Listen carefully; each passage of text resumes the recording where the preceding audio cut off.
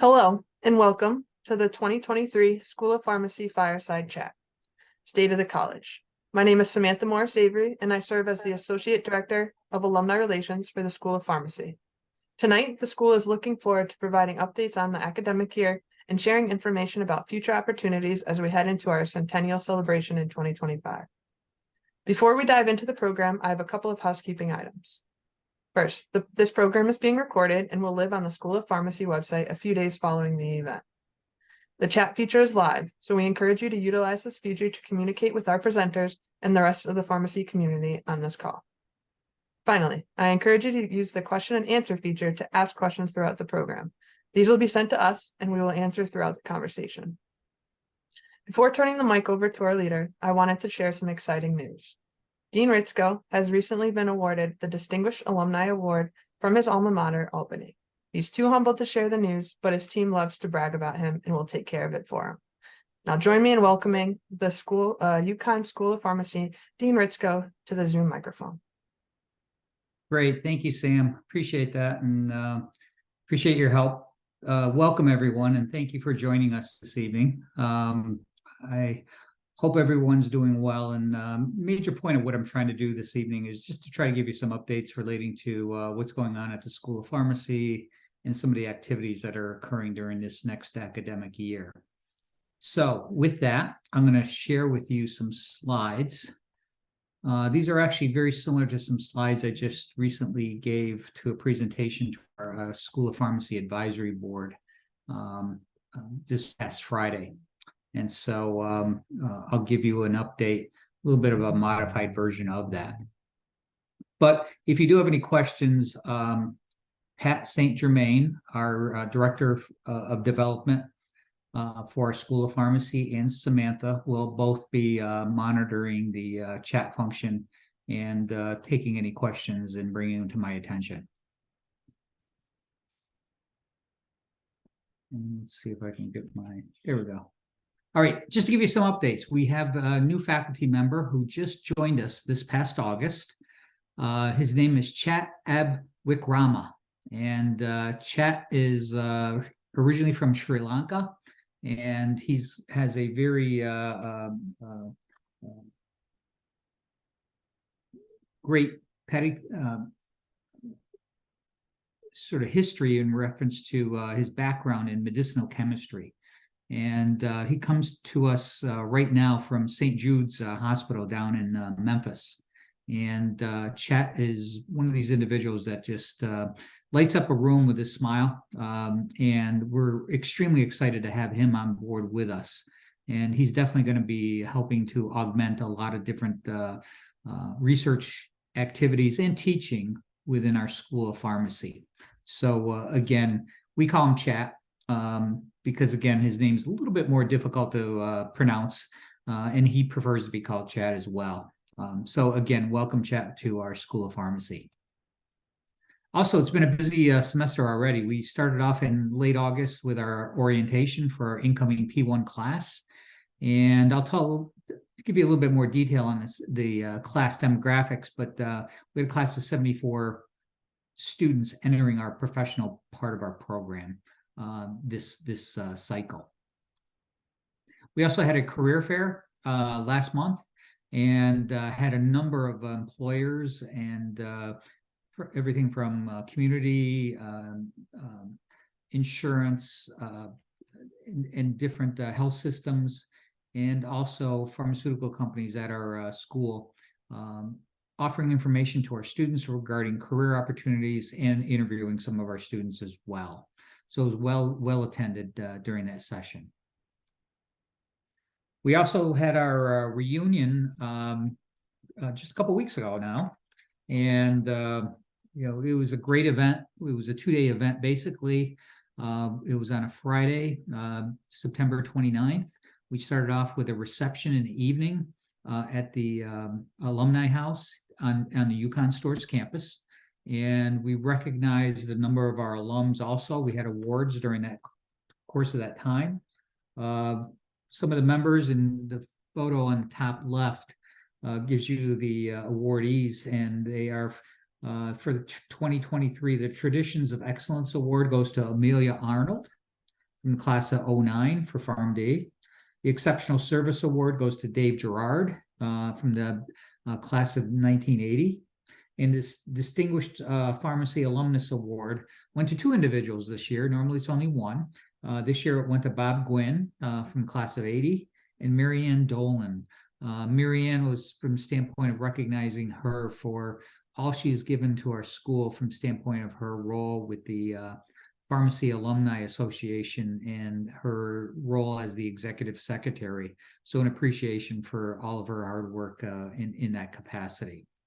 But also, you can also notice that we also combine it with a football game the following day, Saturday, and it was a great event to get everybody there. We also had a number of our student ambassadors in the bottom right-hand corner who were there also to greet our alums and friends. So it was a good time had by all, and I do want to hats off to both Sam and Pat for all their efforts at putting together that event. And I do encourage all of you as we continue this tradition to participate when you can.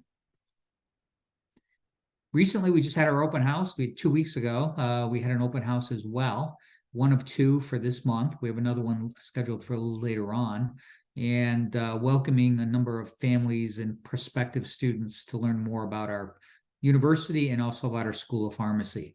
And in these photos, we have some of our alums who are, not our alums, our ambassadors, who are helped us in regards to our open house. They also give presentations during this open house, and they give tours of the School of Pharmacy and answer any questions that the parents of prospective students and also the students that they may have regarding our program or the university itself.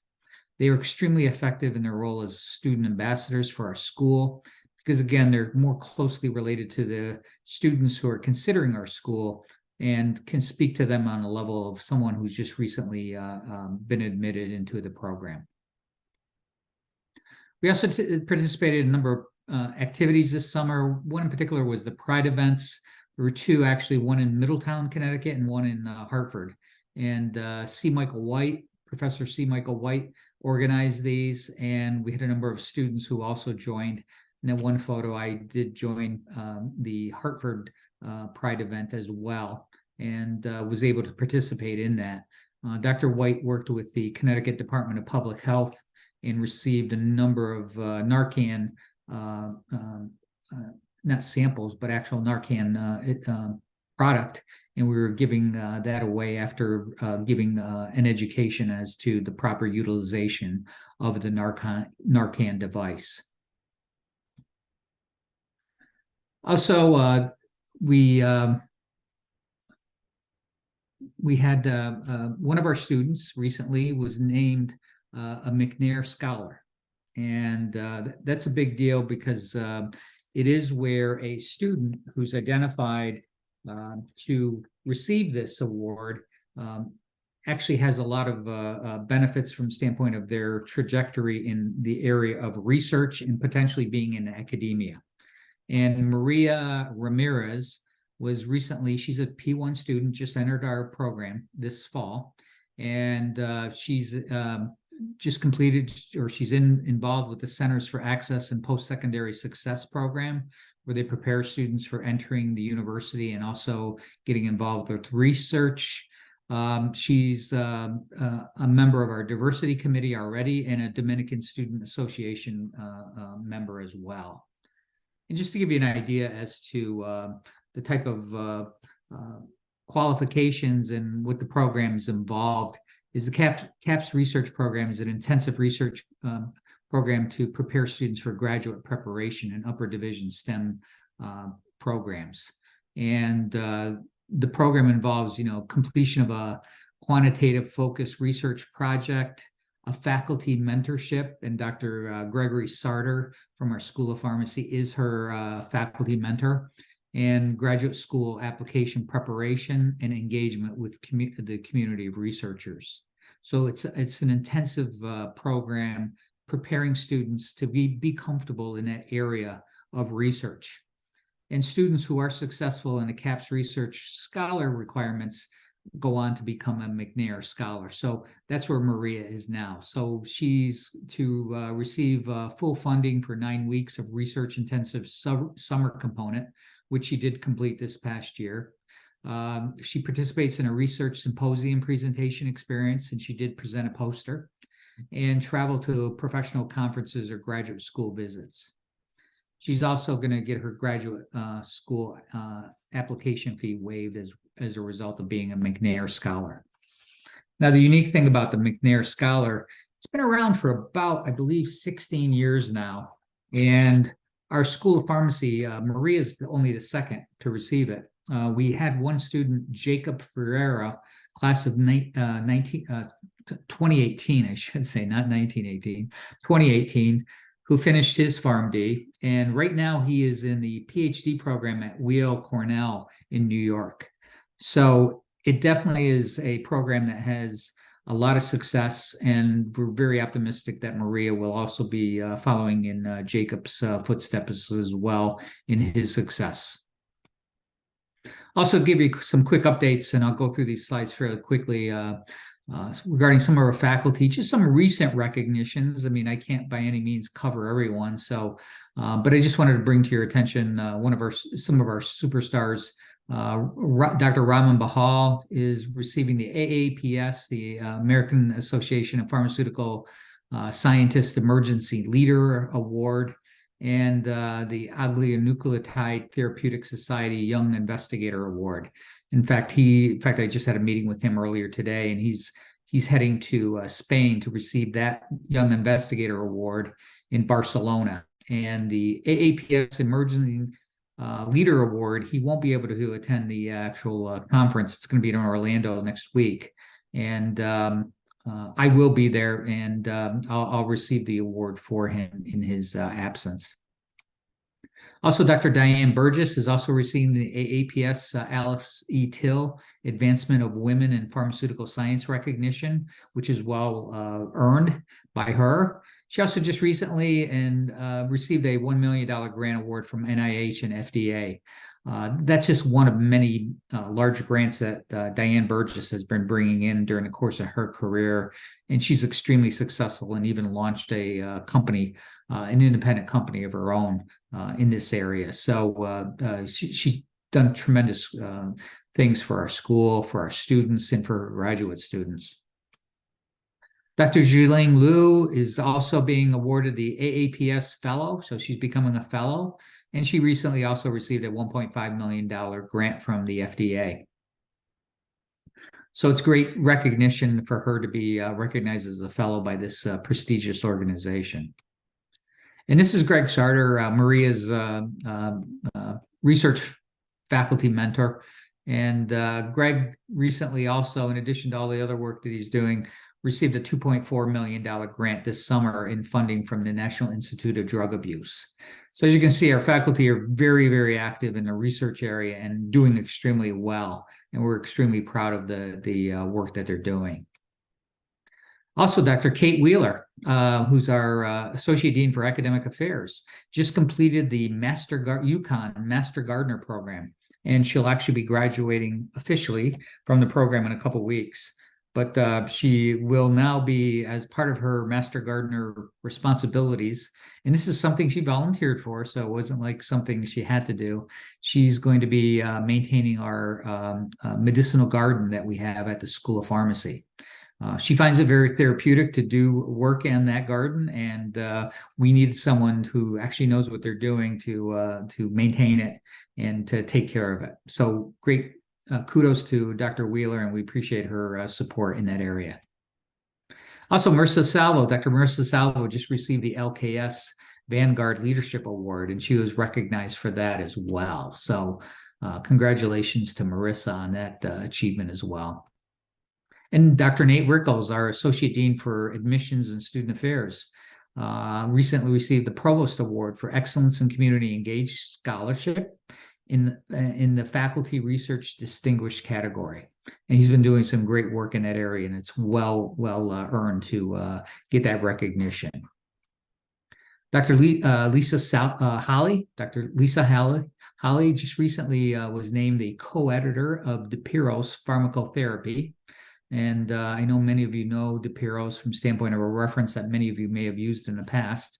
So she's now joining as one of the co-editors of that particular publication. And Dr. Chanye Eniawu is now a faculty director for the Busua House, which is a learning community here at the University of Connecticut. And the Busua House is designed to support the scholastic efforts of female students who identify as African American or Black through academic and social emotional support and access to research opportunities and professional development. This is the first year of this particular new learning community, and we're extremely proud of Dr. Eniawu's leadership in this particular area. She is also one of the co-chairs of our school's diversity committee in conjunction with Dr. Adrian Hernandez. So she's doing some really great work in both of those areas in particular. And just to give you an update, recently it was just announced that that UConn, our learning communities, which is something that we were actually, our School of Pharmacy is one of the original learning communities that was started at UConn. We're one of the first ones. It is ranked in the top, in US News as one of the top 25 learning communities. And what these learning communities do is provide support to students who are transitioning, obviously, from high school into the university, and helps them with that transition, preparing for the coursework that they're going to be taking, and provides support throughout their, especially the initial freshman time period and sophomore time period that they're at the university. We have a learning community. I'm actually the director of our particular pharmacy learning community, and also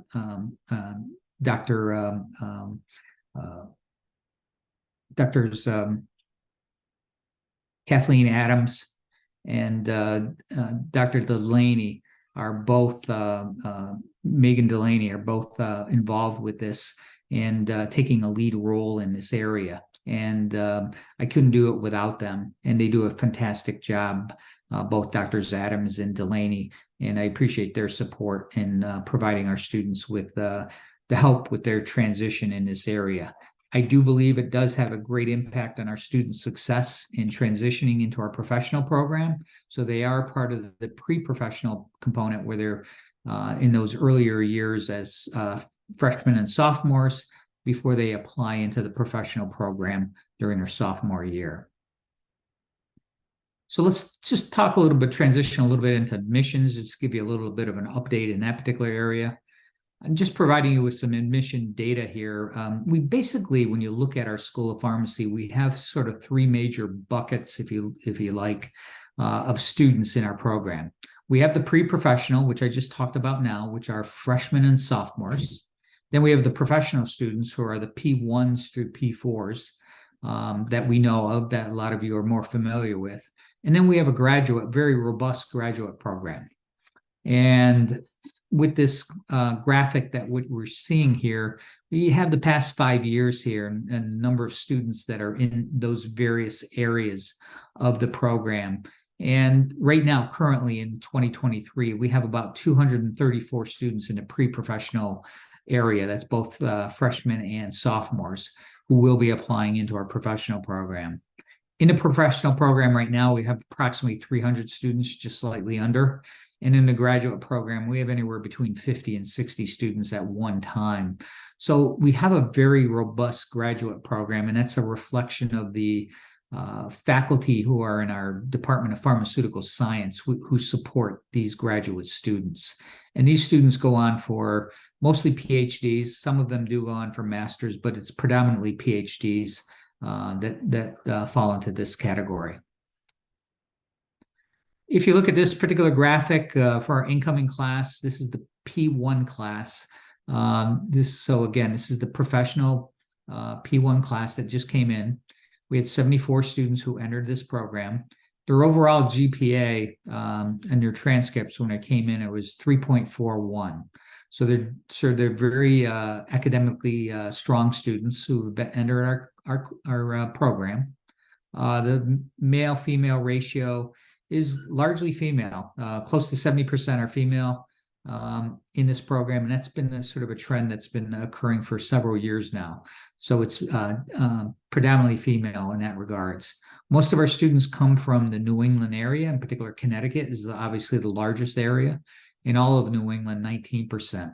Then we get a number of students from the mid-Atlantic states and then from other locations and internationally. Actually, we had one student who's actually from Denver, Colorado, who's entered as a P1 this year, which is an unusual location for some of our students to enroll in our program. We have about anywhere between 5 and 10% of our students are transfer students from other universities that come into our school.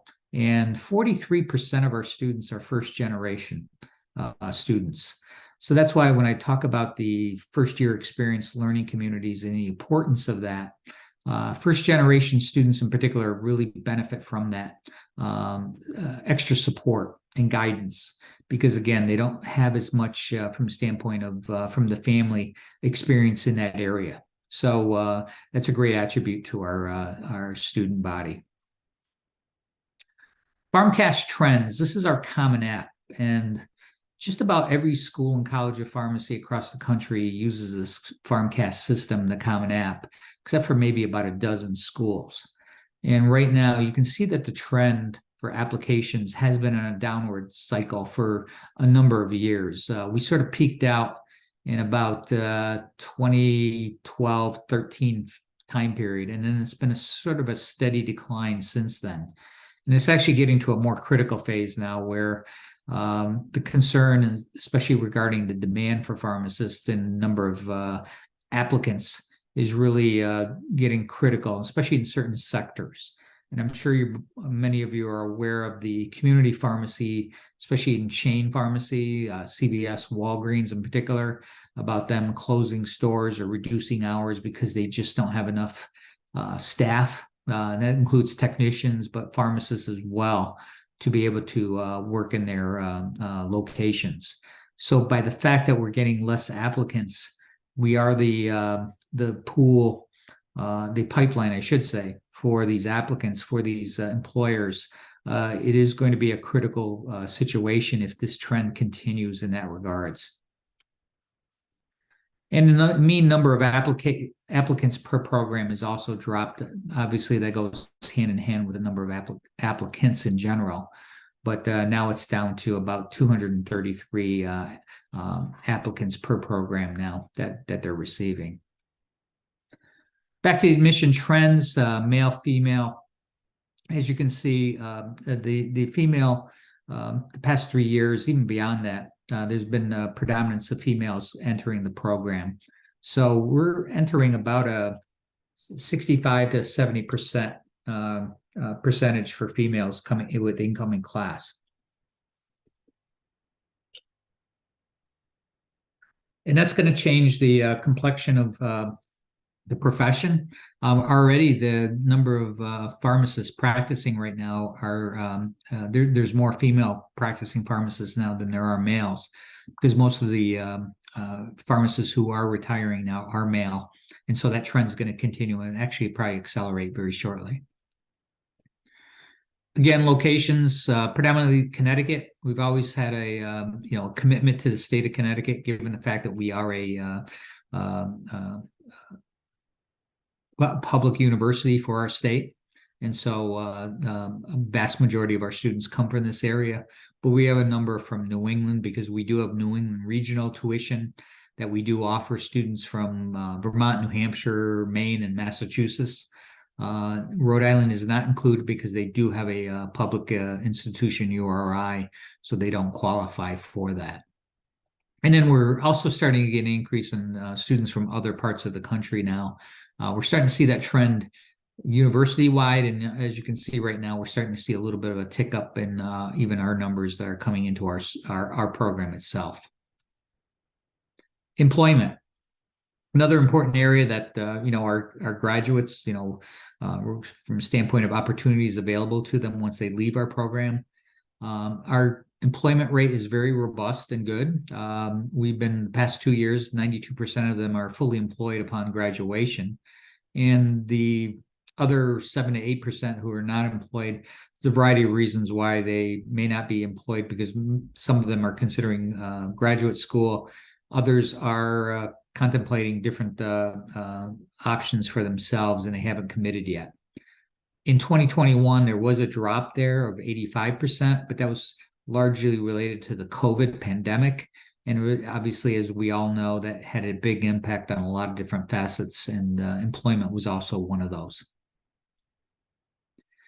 Where do our students go? A lot of them go into residencies. We've had the largest portion of our students ever in our history go into residencies now.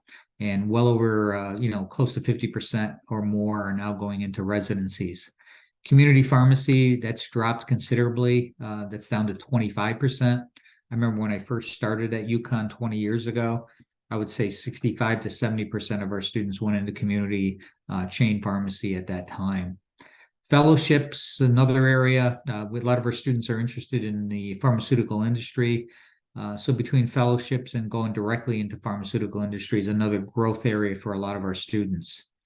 I would put hospital and residency sort of in the same bucket in a lot of respects, because a lot of the students who do go on for residencies, which are predominantly in healthcare systems, end up being employed in a health system upon their completion of their residency. And then another 2% of other for a variety of other areas that are out there. For our graduate students, these are our PhD students. Vast majority of them, I should say, go into industry right directly from our PhD program. We do have very few that go into, or some go into being a postdoc, following that, usually following a trajectory where they want to go into academia. And then we also have some that go directly into the FDA. And then with the master's degrees, also, majority of them go into industry as well. So again, I mentioned residencies, ASHP, PGY1 residency match rate. We again had our highest match rate this past class of 2023 at 93%. Comparing that to the national average of 83%. So that's a great reflection on our school, our program, and our students.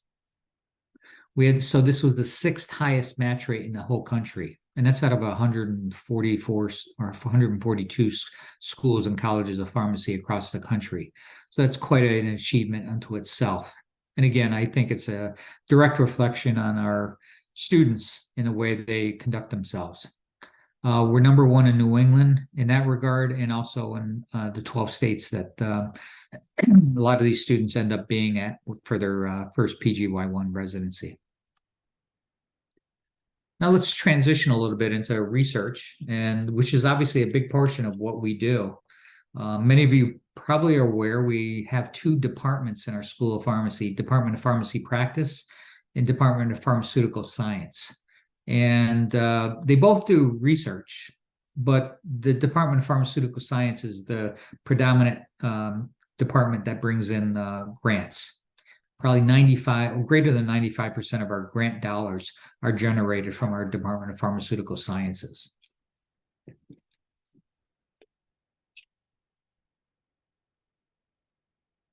So right now, our school as a whole is listed as number 36 in total funding. And again, as I indicated before, there's about 142 schools and colleges of pharmacy, and 32 in total funding per capita.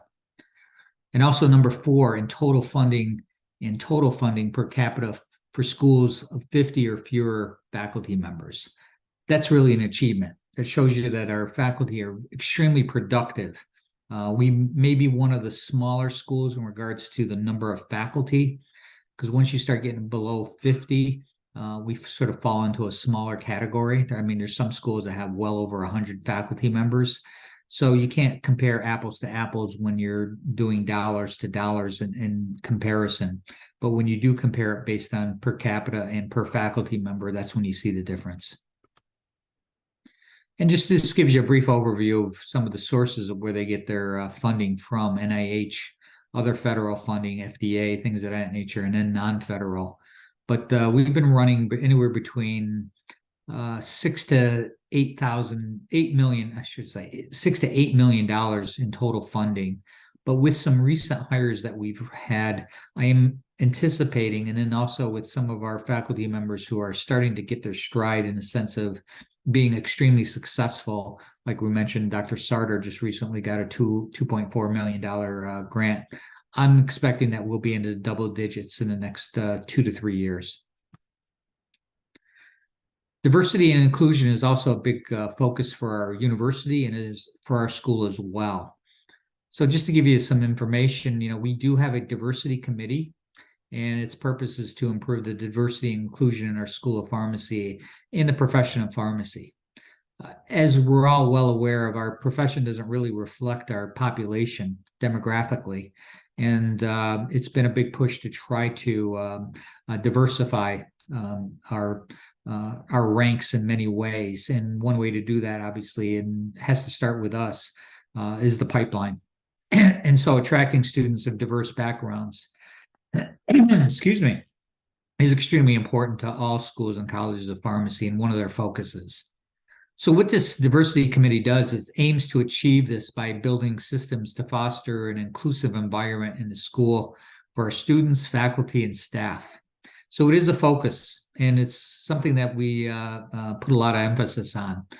They've been doing a number of sponsored events, lunch and learns with different guest speakers and with the diversity committee itself, multicultural dinner nights to better understand different cultures within our own school, and so that people can share foods of different cultures, which has been extremely successful.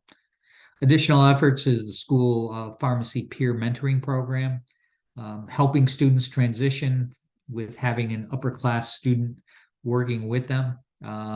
This is another support mechanism that helps them be successful. And then the School of Pharmacy strategic plan, which I'll talk about a little later on, has incorporated this right into our strategic plan, and it's threaded throughout the strategic plan. So it's a part of everything that we do. Some key initiatives in this area are, we just recently completed a climate assessment project, the first one ever in our history. And we're coming up on, in 2025, our centennial, 100 years. So this is the first time we've ever completed a climate assessment project. And we just started sharing the information of the initial survey with our students, faculty, and staff. And so we're planning on doing this climate survey on an every 3-year basis, the same time that we do our strategic plan updates. Students of Color mentorship programs, another key initiative that we've incorporated. Juggling multiple hats, balancing family obligations and professional life, giving help to students in that area. Self-care, this is a big area, especially in all the university, from standpoint of mental health resources for student pharmacists and for all students in general. Because again, mental health has been an area where a lot of students are in need, and we've had to put a lot more resources in this area. And in financial literacy, building generational wealth and what to do when you do start making money, how to manage it properly is another focus that what we try to do. Some other new initiatives that are under development are high school outreach initiatives, which again, they're working with Dr. Nate Rickles and our student ambassadors, and also our undergraduate admissions program here at the university. To try to get more involved with attracting students to consider pharmacy as a profession. And then a system review project that is also in place. Excuse me a second. Need some water here. This past spring, in April, actually it was in April, our school approved a new strategic plan for 2023-2026. And we sort of reviewed all the areas of our mission, our vision, our values. I'm not going to read them to you. You can see them on this slide. But we re-looked at these areas, refreshed them as to making sure that what our focus is as a school going forward in these next 3 years. And the basic, tenets of what we're focused in on our new strategic plan is the 4 pinnacles are education, public engagement, scholarship, and culture. And everything is based off of those 4 tenets. And it is an area that we as a school work together with our faculty, our administration, our students, and our staff, and also our School of Pharmacy Advisory Board to develop this strategic plan. So we had a lot of input from a lot of different areas and developing our newest strategic plan that we have right now. Advancement and community engagement is another area that I'd like to transition into because it is the strength of what we've been doing for a number of years. One of the things from a standpoint of advocacy and what you're seeing in this particular photo is when we went to a bill signing. This is when Governor Lamont signed a bill in the state of Connecticut for allowing pharmacists to be able to prescribe hormonal birth control and emergency contraception in the state of Connecticut. And myself and a number of our faculty members, in conjunction with the Connecticut Pharmacists Association, which we have a very close alignment with, we had a number of successes this past legislative cycle, this being one of them. And so it was nice to be actually able to attend a bill signing for such a significant impact on the profession of pharmacy. We've also been meeting with commissioners and health agencies, and I'd like to thank Dr. Marie Smith for her work in this particular area especially. In particular, we've met with commissioners of the Department of Public Health, Department of Mental Health and Addiction Services, Department of Social Services and Medicaid, the Office of Health Strategy, and the Department of Consumer Protection. This is an area, again, because we're a public university, and one of the major focuses of a land grant university like our own is to give back to the community.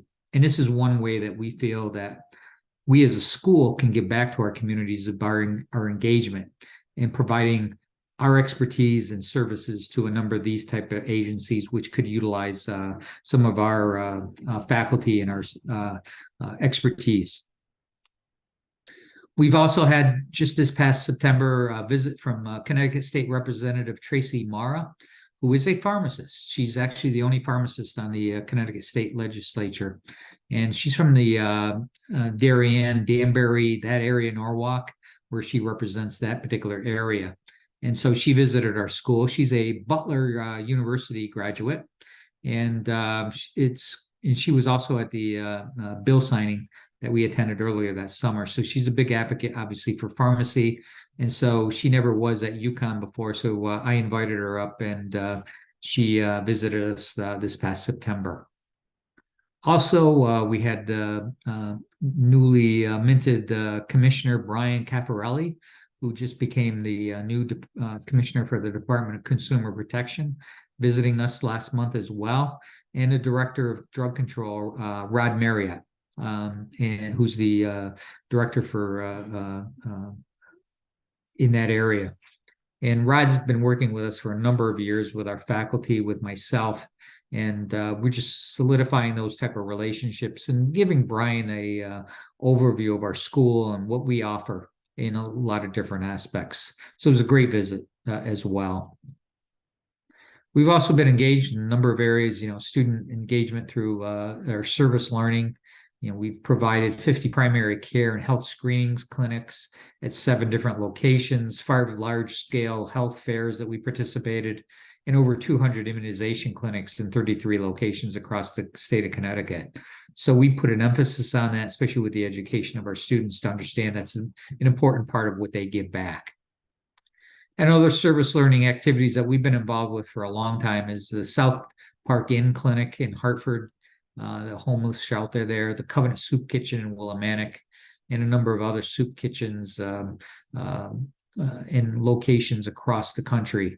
And our students are involved, and even involved with the planning and providing a lot of the logistics of a lot of these types of clinics. Also, in the Office of Continuing Education and Professional Development, we've had a lot of activity there, a lot of growth in that area. Dr. Jeanette Wick and Joanne Nault, just two people, one faculty member and one staff, have done all of this. They've provided this past academic year 235 programs impacting over 32,000 people in 12 different countries as well. And you can see from this graphic as the different areas as to who participated in their programming. And so, we're grateful to that office for all they provide us in services. From a standpoint of academic analytics, just comparing us to other universities, schools and colleges of pharmacy, I should say. And I mentioned this before, our faculty are extremely productive. And per faculty member, we rank as number 2 in articles, journal articles that are produced, number 9 in citations, number 3 in awards, and number 19 in grant dollars. Very impressive numbers, especially when you're considering we're comparing ourselves to about 142 schools out there. And in Scholarly Research Index, we're in the 90th percentile and 23rd in percentile of faculty size, in 5th pharmacy school in the country, according to our metrics.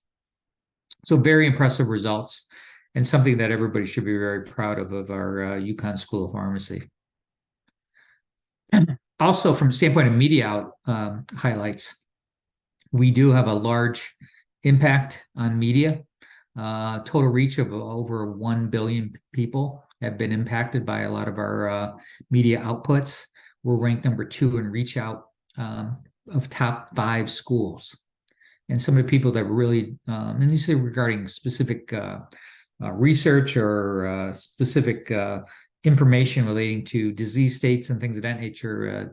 Doctors Jen Gerardo, Lisa Holly, Adrian Hernandez, and C. Michael White were interviewed in media pieces with a impact factor of over 100 million people. And you can see some of the outlets that were utilized in some of these outreach. So it's both national and international from the standpoint of some of the impact that we have.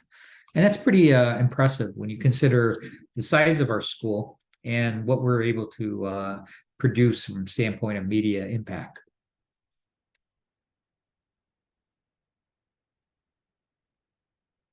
Okay.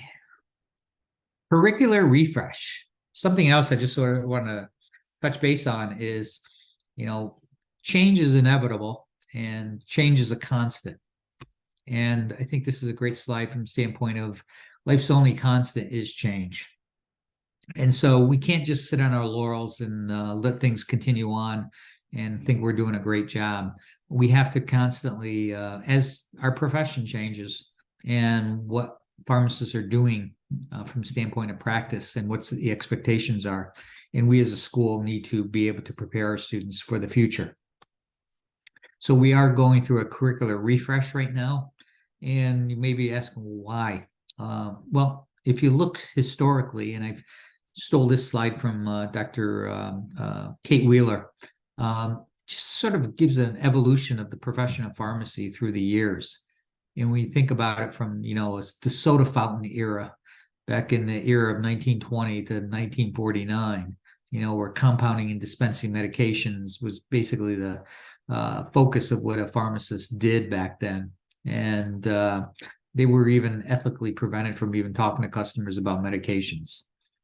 Then the customer turned patient era from 1950 to 1979, where dispensing medications, mix of non-clinical and clinical activities and patient counseling started to emerge in their infancy of that period of time. Then 1980 to 2009, the pharmaceutical care era sort of developed, where there was a bit of a wider acceptance of patient care activities by pharmacists outside of the dispensing function. But again, it was rudimentary, it's just starting at that point, patches here and there. And we begin to establish responsibility for aspects of patient health and patient counseling, widely accepted mandates. And then their current, where we're at now, an evolving era, which is changing fast. And as I mentioned before, we just signed a bill, or the governor just signed a bill that pharmacists can now prescribe hormonal contraception and emergency contraception it's changed things considerably, and where the focus of pharmacist services are going to be. And so you're seeing a rise in patient care type activities. And so consequently, we have to change the way we prepare our students for the future as well. So, excuse me, 1 second again.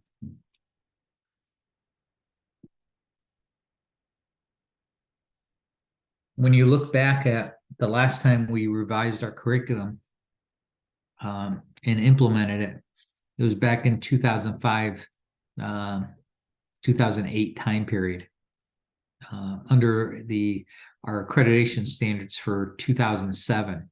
And actually, we're getting right now the accrediting bodies getting ready to update their standards for 2025.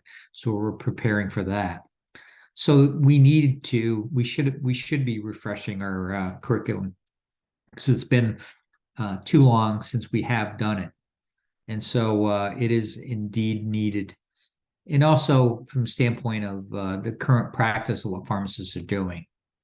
So with a number of different things that are happening, the accrediting body is changing their standards, updating them.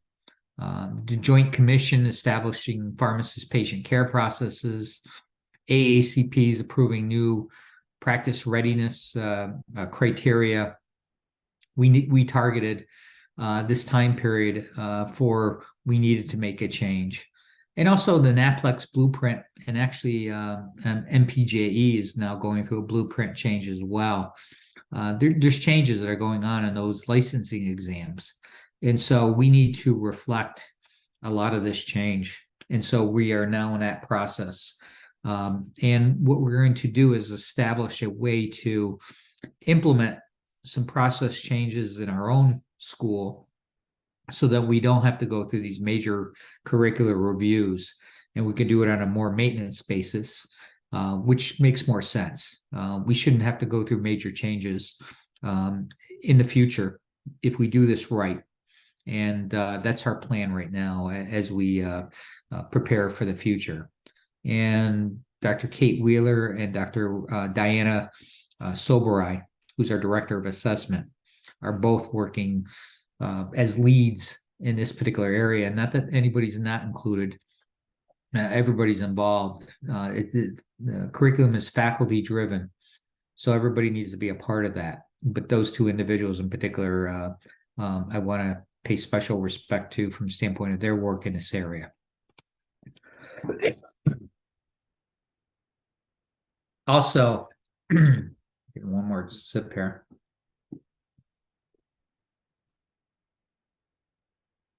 Our curricular refresh is to align our curriculum with the expected outcomes of a new graduate pharmacist. As I indicated before, the profession's changing. The expectation of what a pharmacist is to do in the future is changing. And so we need to make sure that we're preparing them for that. Also, making improved efficiencies, make best use of our time in the courses, and introduce and apply reinforced content with intention. And the biggest thing what's happened through the time period since our last major curricular revision is the fact that we just keep adding content into our program. And after a while, it gets to a point where we're overloading our students and they're not able really to focus on the key areas that they really should be. And we recognize that. And it's not an unusual thing for a lot of, especially established schools. So now's the time that we have to get a more takeaway mentality from some of the things that are in our curriculum, decide what is really needed to be taught and prepared, and focusing in those areas that need more attention in this new curricular revision that we're going to be doing. And use the best practice in curricular design. These are all major criteria what we're focusing in on. So this is going to take a big component of what we're going to be doing through this semester and next semester especially. And then the process of implementation will occur afterwards. But it is a key component of what we're doing right now. It is a big focus. We did our strategic planning last year, and this was incorporated in that strategic planning. So this is all part of that whole process. So with that, as you can see, we are kind of busy, which is good. And but at the same token, it's a good busy, and I feel that from a performance standpoint, our students, our faculty, our staff are all doing extremely well, especially now that we are out of this. I'd like to consider it a post-COVID era, and it's as though we are back to what our normal interactions and productivity was prior to the pandemic. So I'm very hopeful about the future and with the direction we're going. And with that, I'd like to end and turn it back over to Sam and Pat and see if there's any questions that maybe I can answer regarding the presentation.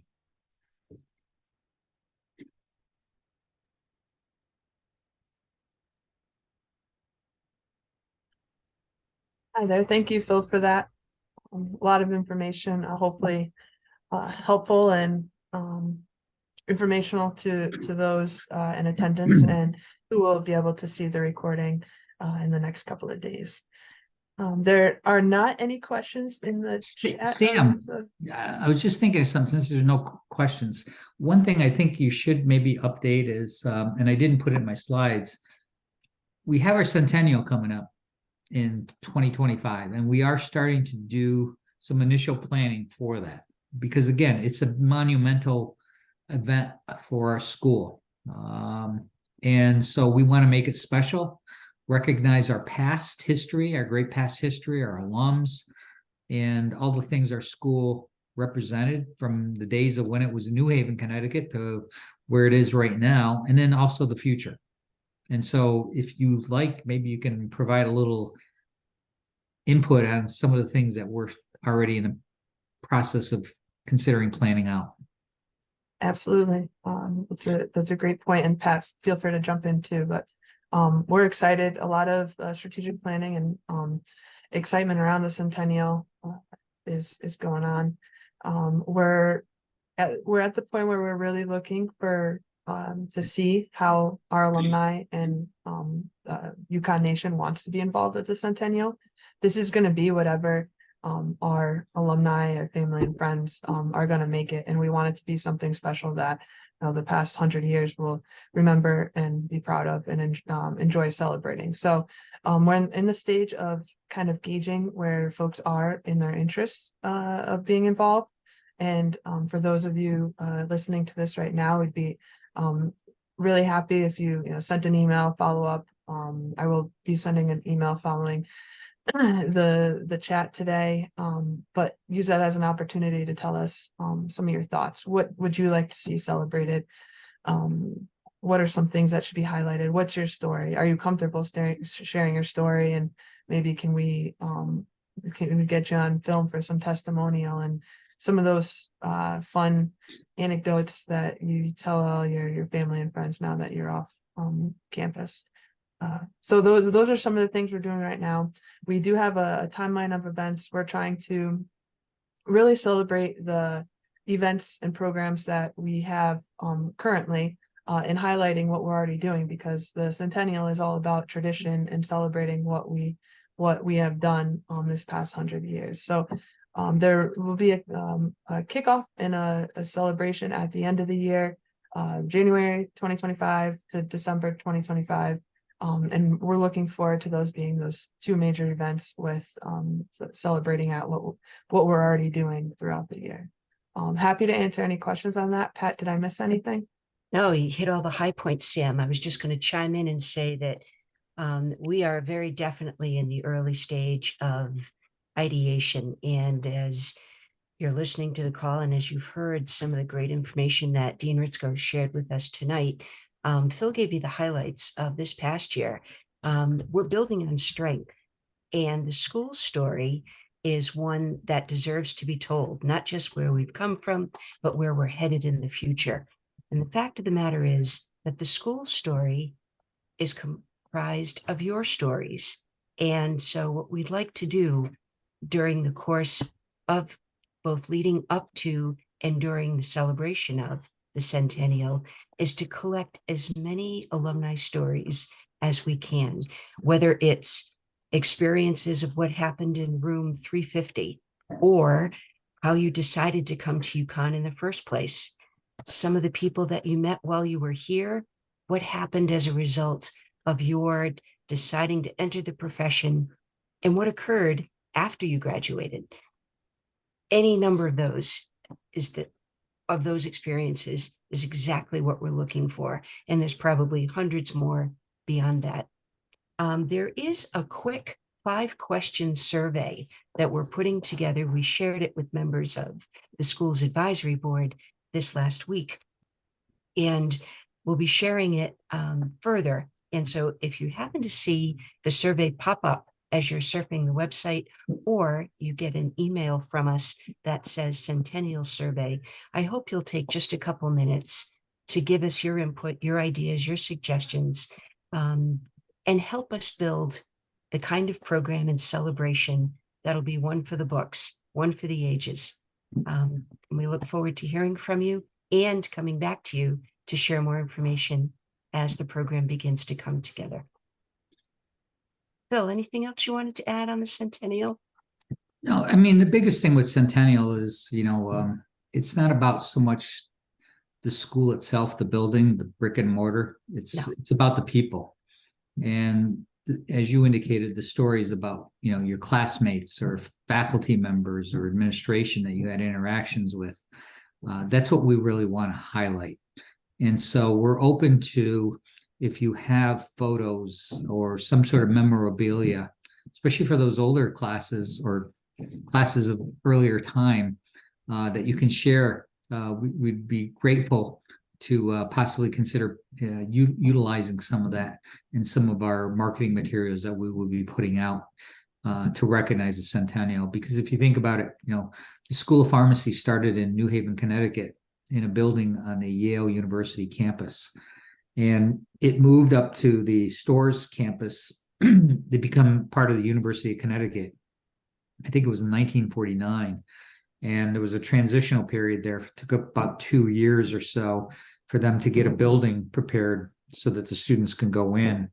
And, so there's a lot of history there, even of some of the alums who were in those classes from New Haven, and the transition into the new building at that time, the new building on the Storrs campus. And we are now in our second building on the Storrs campus since that time period. And so, capturing a lot of those stories, the history, just sort of sentiment that you may have relating to your experiences will be something that we really want to try to capture during the course of this Centennial. So please, if you do know of anything, or if you want to share anything, please reach out to us. We're again trying to compile a lot of information relating to our history. Also, if there are classmates who are the keeper of stories, or maybe a class leader who may be in touch with other people, please let us know if we should be in touch with particular members of your class. I'm a relatively new member of the community, and one of the great joys of my first year has been meeting alumni and hearing the stories. And what has been an ongoing part of the conversation is when someone tells me, who else you ought to talk with? My classmate, my friend. And some of the best conversations have come from just that kind of referral. So feel free, share the names, send them on to Sam and me, and we look forward to your being in touch and to our working with you to build the best possible celebration of our school. So there's no questions in the chat. We had a couple of people reach out, and we look forward to following up with them. But if no more questions, thank you for joining. We look forward to staying in touch. Go Huskies. Go Huskies. Thank you, friends. Thank you, Phil.